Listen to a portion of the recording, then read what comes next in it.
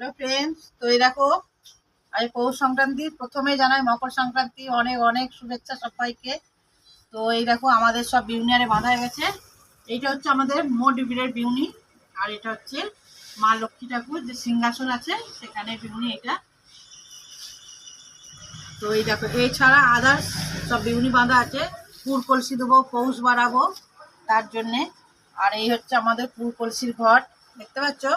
এইখানে প্রথম সেদ্ধ চাল দিয়ে দিয়েছি, দিয়ে এর ভেতরে আছে, এর ভেতরে অনেক কিছু আছে, কিন্তু এর ভিতরে হর্তকি আছে, সুপারি আছে, কড়ি আছে, পয়সা আছে, হলুদের গাঁট আছে, সব কিছু দিয়ে এখানে চাল দিয়ে বসানো হচ্ছে। এবার কি করব, এর উপরে আমরা এরকম পান দেবো, পান দিয়ে এই যে বিউনি বেঁধেছি এই বিউনি দেবো দিয়ে, আর ওই যে ওখানে দেখো চাল বাটা আছে, ওই চাল বাটা জল দেবো। আর মকর দিয়ে পুজো হবে, ওটা এখন হবে না, ওটা পরে হবে, যখন বেলাটা ঢুকবে তখন হবে, যাতে পাখি টাকি না